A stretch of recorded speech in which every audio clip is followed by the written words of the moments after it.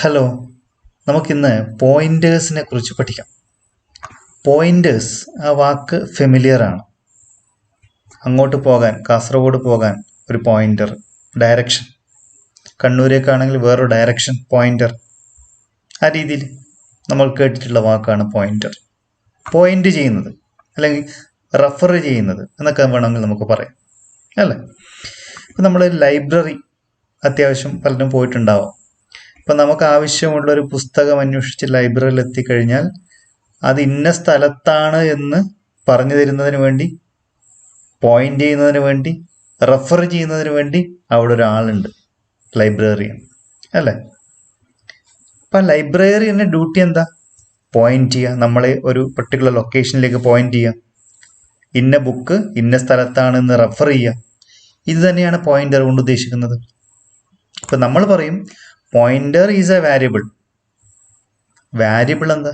മറന്ന variable memory ലൊക്കേഷന് നമ്മൾ കൊടുക്കുന്ന പേരാണ് വാരിയബിൾ. അതിനെ പറയും ഐഡന്റിഫയർ. ഓക്കെ, മെമ്മറി ലൊക്കേഷന് കൊടുക്കുന്ന പേര്, അതാണ് വാരിയബിൾ. അപ്പോൾ പോയിന്റർ എന്ന് പറയുന്നത് ഇറ്റ് ഈസ് എ വാരിയബിൾ. പ്രത്യേകത എന്താ? Which contains address of memory location. അതാണ് പ്രത്യേകത. സാധാരണ നമ്മളൊരു വാരിയബിൾ ക്രിയേറ്റ് ചെയ്ത് കഴിഞ്ഞാൽ അതിലൊരു വാല്യൂ നമ്മൾ കൊടുക്കും. ഓക്കെ, ഒരു ഡാറ്റ നമ്മൾ കൊടുക്കും. പക്ഷെ ഇവിടെ പോയിന്റർ വാരിയബിളിൻ്റെ പ്രത്യേകത, ആ വാരിയബിളിലുള്ള ഡാറ്റ എന്താ? ഒരു മെമ്മറി അഡ്രസ്സാണ്. എന്താണ് ഈ മെമ്മറി അഡ്രസ്?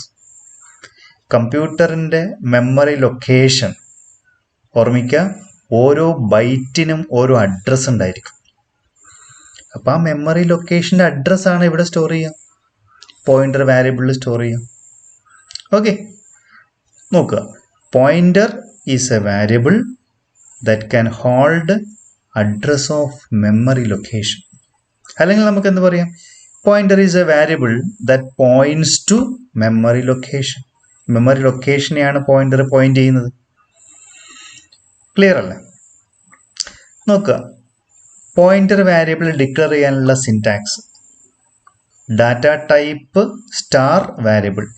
സാധാരണ വാരിയബിൾ ഡിക്ലെയർ ചെയ്യാനുള്ള സിൻടാക്സ് എന്താ? ഡാറ്റ ടൈപ്പ് വാരിയബിൾ, സ്റ്റാർ ഇല്ല. ഒറ്റ വ്യത്യാസം, സ്റ്റാർ വാരിയബിൾ, മറ്റേത് നോർമൽ വാരിയബിൾ. ഇൻഡ് സ്റ്റാർ എ സാധാരണ വാരിയബിൾ ആണെങ്കിൽ ഇൻഡ് എ എന്നേ നമ്മൾ എഴുതുള്ളൂ. പോയിന്റർ വാരിയബിൾ ആയതുകൊണ്ട് നമ്മൾ എന്ത് എഴുതും? ഇൻഡ് സ്റ്റാർ എ. എന്ന് പറഞ്ഞാൽ എന്താ? എ എന്ന് പറയുന്നത് ഇൻറ്റിജർ പോയിന്റർ ആണ്. ഫ്ലോട്ട് സ്റ്റാർ ബി, അതെന്താ? ബി എന്ന് പറയുന്നത് ഫ്ലോട്ടിംഗ് പോയിന്റ് പോയിന്റർ ആണ്. കാർ സ്റ്റാർ സി, സി എന്ന് പറയുന്നത് ക്യാരക്ടർ പോയിന്റർ ആണ്. അപ്പൊ ഇതെന്താ സാധനം? നോക്കൂ ഒന്നുകൂടി.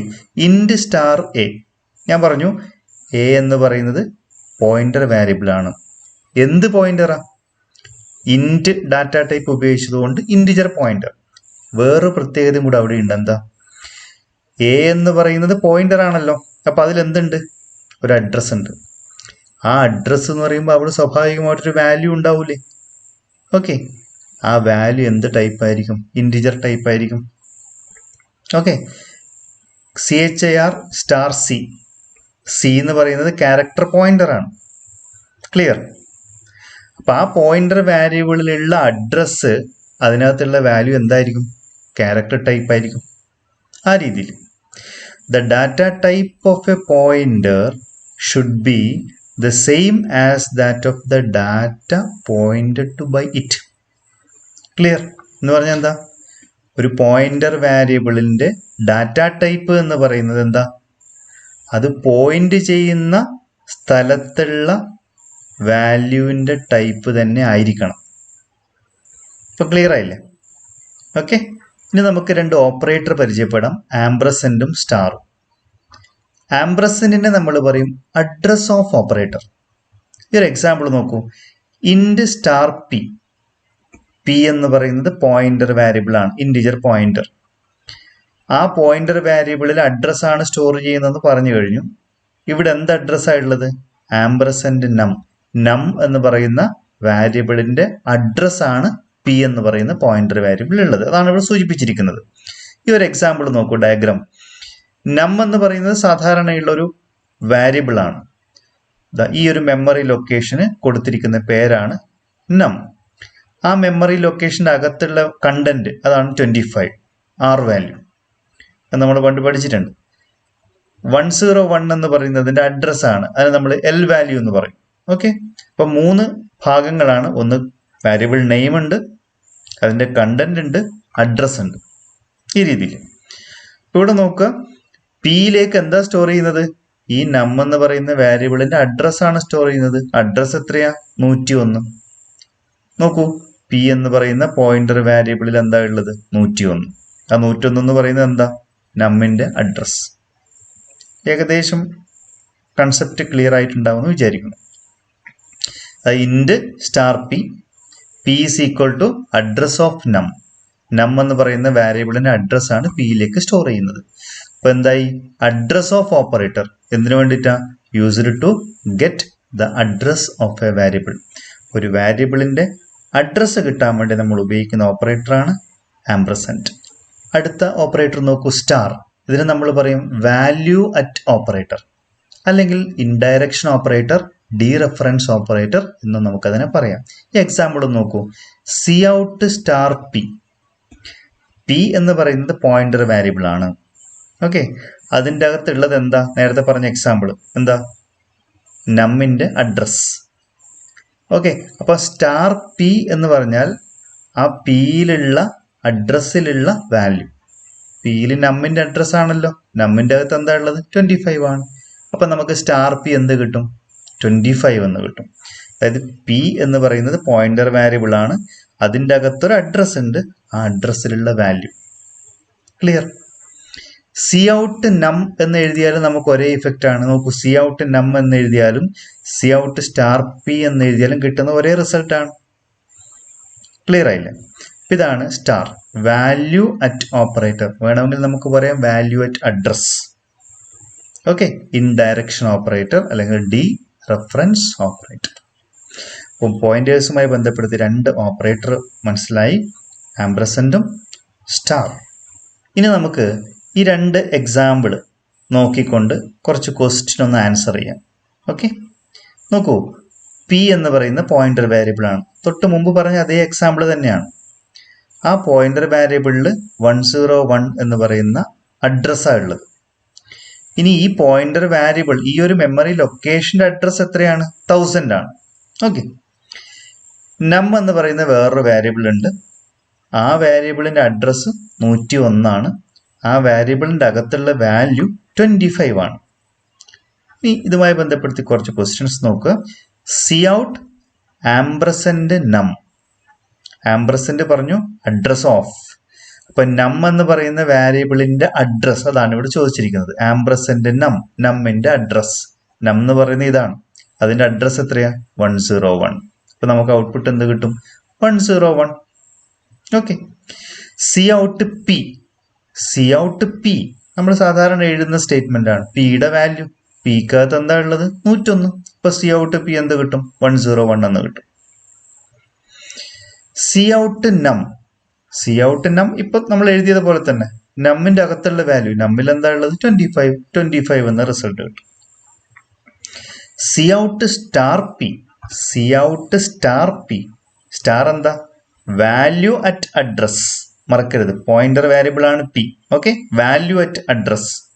അതായത് പി എന്ന് പറയുന്ന പോയിന്റർ വാരിയബിളിലുള്ള അഡ്രസ്സിന്റെ അകത്തുള്ള വാല്യൂ 101 എന്ന് പറയുന്നതാണ്, അതിന്റെ അകത്തുള്ള വാല്യൂ 25. അപ്പൊ സ്റ്റാർ പി നമുക്ക് എന്ത് കിട്ടും? 25 എന്ന് കിട്ടും. C out ampersand P.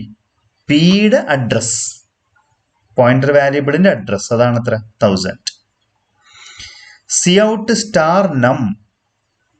നം എന്ന് പറയുന്നത് ഓർഡിനറി വാരിയബിൾ ആണ്, അതിന്റെ സ്റ്റാർ നമുക്ക് ഉപയോഗിക്കാൻ പറ്റില്ല, അത് എറർ മെസ്സേജ് ആണ് കിട്ടുക. കാരണം എന്താ? Num is not a pointer. Okay, അപ്പൊ ഈ 2 ഓപ്പറേറ്ററിന്റെ യൂസേജ് ക്ലിയർ ആയിട്ടുണ്ടാവുമെന്ന് വിചാരിക്കുന്നു. ഓക്കെ, ഇനി നമുക്ക് മെമ്മറി അലോക്കേഷനെ കുറിച്ച് പഠിക്കാം. മെമ്മറി അലോക്കേഷൻ 2 ടൈപ്പിലുള്ള മെമ്മറി അലോക്കേഷനാണ്, സ്റ്റാറ്റിക്കും ഡൈനാമിക്കും. സ്റ്റാറ്റിക് മെമ്മറി അലോക്കേഷൻ എന്ന് പറഞ്ഞാൽ നമ്മൾ പ്രോഗ്രാമിൽ വാരിയബിൾ ഒക്കെ ഡിക്ലെയർ ചെയ്യാറുണ്ടല്ലോ ആദ്യം തന്നെ. ആ ഡിക്ലറേഷൻ സമയത്താണ് മെമ്മറി അലോക്കേഷൻ നടക്കുന്നത്. അപ്പം അതിന് നമുക്ക് സ്റ്റാറ്റിക് കാറ്റഗറിയിൽ പെടുത്താം. എന്താണ് memory allocation before the execution of the program. അതിനെയാണ് സ്റ്റാറ്റിക് എന്ന് പറയുന്നത്. The memory allocation that takes place before the execution of the program is called static. Dynamic എന്താ? പ്രോഗ്രാം എക്സിക്യൂട്ട് ചെയ്യുമ്പം റൺ ചെയ്യുന്ന സമയത്ത് അലോക്കേഷൻ നടക്കുന്നതിനെയാണ് എന്ത് പറയുന്നത്? ഡൈനാമിക് മെമ്മറി അലോക്കേഷൻ എന്ന് പറയുന്നത്. അപ്പോൾ ഡൈനാമിക് മെമ്മറി അലോക്കേഷൻ നടത്താൻ വേണ്ടി നമ്മുടെ കയ്യിൽ ഒരാളുണ്ട്. ആരാ? ന്യൂ എന്ന് പറയുന്ന ഒരു ഓപ്പറേറ്റർ. ഓർമ്മിക്കുക, ഡൈനാമിക് മെമ്മറി അലോക്കേഷൻ ഓപ്പറേറ്ററാണ് ന്യൂ. സ്വാഭാവികമായും C++ അനദർ ഓപ്പറേറ്റർ പ്രൊവൈഡ് ചെയ്തിട്ടുണ്ട്, ഡിലീറ്റ്. എന്തിനു വേണ്ടിയിട്ടാ? ഈ ന്യൂ ഉപയോഗിച്ച് നമ്മൾ അലോക്കേറ്റ് ചെയ്ത മെമ്മറിയെ ഡിലീറ്റ് ചെയ്യാൻ വേണ്ടി ഡിലീറ്റ് എന്ന് പറയുന്ന ഒരു ഓപ്പറേറ്ററും കൂടെ അവിടെ ഉണ്ട്. ഓക്കെ, ഇതാണ് മെമ്മറി അലോക്കേഷൻ. നോക്കൂ, syntax for dynamic memory allocation. ഇപ്പൊ നമ്മൾ പറഞ്ഞു കഴിഞ്ഞു, ഡൈനാമിക് മെമ്മറി അലോക്കേഷന് വേണ്ടി ഉപയോഗിക്കുന്ന ഓപ്പറേറ്ററാണ് ന്യൂ. അതെങ്ങനെയാണ് അതിന്റെ സിൻടാക്സ് നോക്കുക. Pointer variable equal to new data type. P എന്ന് പറയുന്നത് പോയിന്റർ വാരിയബിൾ ആണ്, int star P. Okay, that is equal to new എന്ന് പറയുന്ന operator. Data type int. Okay, ഈ സിൻടാക്സ് ശ്രദ്ധിക്കുക. Pointer variable equal to new data type. ഈ രീതിയിലാണ് new ഉപയോഗിച്ച് മെമ്മറി അലോക്കേഷൻ നടത്തുക. ഇനി syntax for initialization along with dynamic memory allocation. Initialization കൊണ്ട് ഉദ്ദേശിക്കുന്നത് എന്താ? വാരിയബിള് ഡിക്ലെയർ ചെയ്യുന്നതോടൊപ്പം തന്നെ വാല്യൂം കൂടെ കൊടുക്കുക. നോക്കുക, pointer variable equal to new data type ബ്രാക്കറ്റിൽ value, int star P equal to new int ബ്രാക്കറ്റിൽ 10, ആ വാല്യൂം കൂടെ കൊടുക്കുകയാണ്. അതാണ് ഇനീഷ്യലൈസേഷൻ. അപ്പം ഇങ്ങനെ ന്യൂ ഉപയോഗിച്ച് നമ്മൾ അലോക്കേറ്റ് ചെയ്യാൻ വേണ്ടി പഠിച്ചു. ഇനി നമുക്ക് എങ്ങനെയാണ് ഡി അലോക്കേഷൻ നടത്തുന്നത് നോക്കാം. Delete pointer variable. ഇപ്പൊ പി എന്ന് പറയുന്നത് പോയിന്റർ വാരിയബിൾ ആണല്ലോ.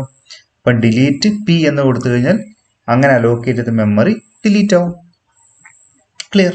അടുത്തത് വളരെ ഇമ്പോർട്ടൻ്റ് ആയിട്ടുള്ള ഒരു ടേമാണ് മെമ്മറി ലീക്ക് എന്ന് പറയുന്നത്. അതായത് നമ്മൾ ഡൈനാമിക് മെമ്മറി അലോക്കേഷൻ ഓപ്പറേറ്റർ പഠിച്ചു, ന്യൂ. ഈ ന്യൂ ഓപ്പറേറ്റർ ഉപയോഗിച്ച് നമ്മളിങ്ങനെ മെമ്മറി അലോക്കേറ്റ് ചെയ്യും. സ്വാഭാവികമായിട്ടും ഡിലീറ്റ് ഉപയോഗിച്ച് അത് ഡി അലോക്കേഷൻ നടത്തണം. അങ്ങനെ നടത്തിയിട്ടില്ല എങ്കിൽ ആ പാർട്ട് എപ്പോഴും ബ്ലോക്കായി മാറ്റി വെക്കും. ഓക്കെ, അപ്പോൾ ഓരോ തവണ പ്രോഗ്രാം എക്സിക്യൂട്ട് ചെയ്യുമ്പോഴും ഈ മെമ്മറി നമുക്ക് ഒന്നിനും ഉപയോഗിക്കാൻ പറ്റാതായി മാറി വരും. അപ്പോൾ അത് സിസ്റ്റത്തിൻ്റെ പെർഫോമൻസിനെ തന്നെ ബാധിക്കും. ഈ ഒരു സിറ്റുവേഷനെയാണ് നമ്മൾ എന്ത് പറയുന്നത്? മെമ്മറി ലീക്ക് എന്ന് പറയുന്നത്. അതായത് if the memory allocated using new operator is not deallocated by delete എന്ന് പറഞ്ഞാൽ എന്താ? ന്യൂ ഓപ്പറേറ്റർ ഉപയോഗിച്ച് നമ്മൾ അലോക്കേറ്റ് ചെയ്ത മെമ്മറി ഡിലീറ്റ് ഉപയോഗിച്ച് ഡി അലോക്കേറ്റ് ചെയ്യുന്നില്ല എങ്കിൽ a part of memory disappears on every execution. അതാണ് പ്രശ്നം. This situation is called memory leak. അപ്പം നമ്മൾ എന്ത് ചെയ്യണം? ന്യൂ ഉപയോഗിച്ച് അലോക്കേറ്റ് ചെയ്ത് കഴിഞ്ഞാൽ ഡിലീറ്റ് ഉപയോഗിച്ച് ഡി അലോക്കേഷൻ നടത്തണം. റീസൺ ഫോർ മെമ്മറി ലീക്ക് നോക്കുക. Forgetting to delete the memory allocated using new. New ഉപയോഗിച്ച് നമ്മൾ അലോക്കേറ്റ് ചെയ്തത് ഡിലീറ്റ് ഉപയോഗിച്ച് ഡി അലോക്കേഷൻ നടത്തണം. ഓക്കെ, അങ്ങനെ സംഭവിക്കുന്നില്ല എങ്കിൽ മെമ്മറി ലീക്ക് ഉണ്ടാവാം. അല്ലെങ്കിൽ failing to execute the delete statement due to poor logic. നമ്മൾ പ്രോഗ്രാമിൽ സ്റ്റേറ്റ്മെന്റ് എഴുതിയിട്ടുണ്ടാവും, പക്ഷെ എന്തെങ്കിലും തരത്തിൽ ആ സ്റ്റേറ്റ്മെന്റ് വർക്ക് ചെയ്യാത്തൊരു സിറ്റുവേഷൻ ആണെങ്കിൽ മെമ്മറി ലീക്ക് ഉണ്ടാകാം. ഇതാണ് മെമ്മറി ലീക്ക്. ക്ലിയർ? ഈ പറഞ്ഞ കാര്യങ്ങളെ ബേസ് ചെയ്തുകൊണ്ടുള്ള കുറച്ച് ക്വസ്റ്റ്യൻസ് നമുക്ക് നോക്കാം. What is pointer? What is the criterion four determining the data type of a pointer?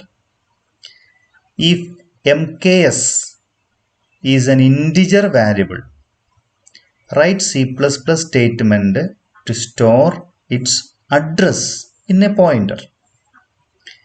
If PTR is an integer pointer, write C++ statement to allocate memory for integer number and initialize it with 12. Consider the statements int star p a equal to 5, P equal to ampersand A. Cout star P plus A. What is the output? ഇതിൻ്റെയൊക്കെ answer ഇപ്പോൾ പറഞ്ഞു കഴിഞ്ഞ ഭാഗത്തുണ്ട്. ഒന്ന് workout ചെയ്യുക. ഇതിൻ്റെ ആൻസേഴ്സുമായി നമുക്ക് അടുത്ത വീഡിയോയിൽ കാണാം. ബൈ.